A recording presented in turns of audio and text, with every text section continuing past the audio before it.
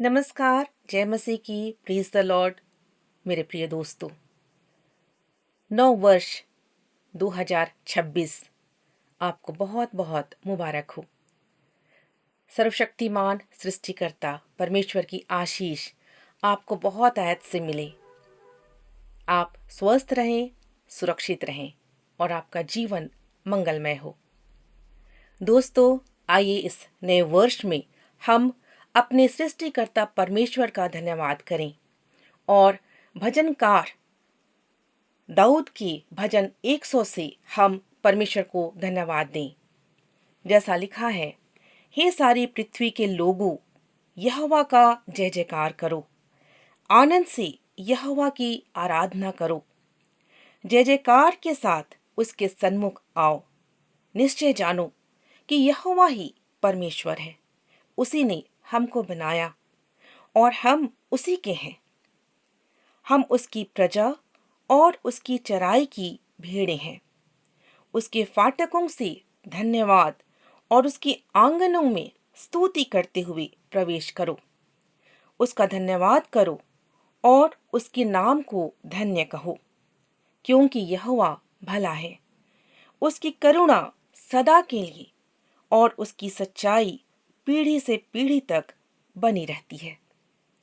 जी हाँ प्रिय दोस्तों, हम सब जो आज इस पृथ्वी पर फिर से एक नए साल में प्रवेश किए हैं, ये परमेश्वर का बड़ा अनुग्रह है। हम सबको परमेश्वर ने बनाया है और हम सबको जीवन की सांस देने वाला भी जीवित परमेश्वर है। सो अवश्य है कि हम अपने जीवन को परमेश्वर के हाथ में सौंपें और इस नए वर्ष में हम उसके अनुग्रह में दिन बिताने के लिए आगे बढ़ें और हम वचन से सीखें कि हमें इस नए वर्ष में अपने जीवन को कैसे बिताना है।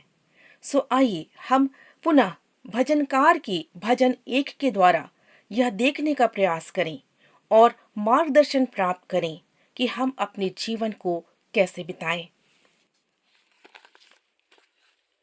जैसा कि भजनकार भजन 1 में कहता है, क्या ही धन्य है वह पुरुष जो दुष्टों की युक्ति पर नहीं चलता और न पापियों के मार्ग में खड़ा होता और न ठट्ठा करने वालों की मंडली में बैठता है। जी हाँ, धन्य पुरुष वह है जो अपने आप को हर प्रकार की बुराई से दूर रखता है, परंतु वह तो यहोवा की व्यवस्था से प्रसन्न रहता है और उसकी व्यवस्था पर दिन रात ध्यान करता रहता है।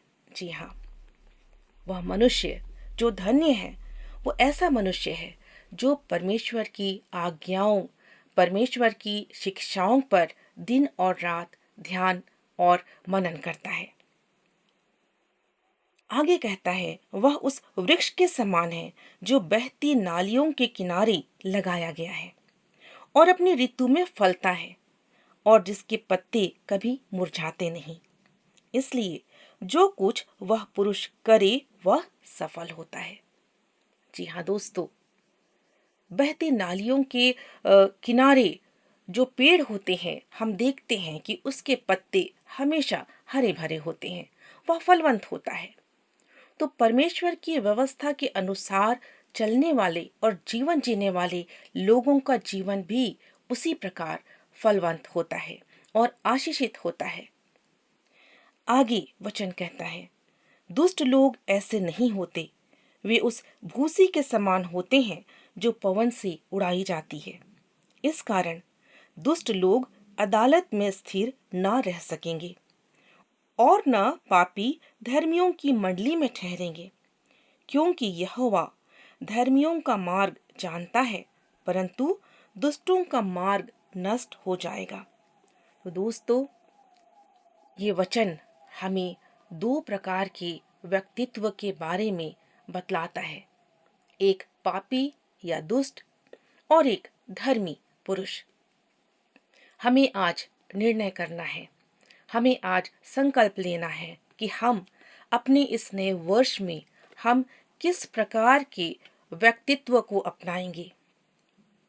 हम विचार करें दोस्तों और अपने इस नए वर्ष में हम अपने जीवन को इस प्रकार बनाएं कि वो परमेश्वर को भावता हुआ ग्रहण योग्य जीवन होने पाए। हमारा जीवन न सिर्फ अपने लिए लेकिन दूसरों के लिए भी आशीष का कारण बने। जी हाँ, हमारा परमेश्वर जो सर्वसामर्थी है, जो अनुग्रहकारी है, जो करुणामय है, जो दयावान है, वो हमारे जीवन को आशीषित जीवन बनाता है और हमें हर प्रकार के संकट से पार लगाता है। हर प्रकार की परीक्षा से हमें पार लगाता है। हमें विजयी जीवन प्रदान करने वाला परमेश्वर है। सो दोस्तों, आइए हम सब इस नए वर्ष में परमेश्वर की आज्ञाओं, परमेश्वर की व्यवस्थाओं पर मन लगाएं, ध्यान लगाएं और दिन रात हम परमेश्वर की आराधना स्तुति करें, उसको धन्यवाद दें। हम अपने दिनचर्या के प्रत्येक कामों के साथ साथ परमेश्वर को धन्यवाद देना ना भूलें, क्योंकि हमारा जीवन उसी के अनुग्रह से है। सो परमेश्वर पिता आप सबों को बहुत ऐत की आशीष दे और यह नया साल आप सब के लिए मंगलमय हो, कुशलमय हो। आप सबका जीवन सफल होए। रिपीट, आप सबका जीवन सफल हो। परमेश्वर का मार्गदर्शन और परमेश्वर की आशीष आपको बहुत ऐत से मिलती रहे। आमीन।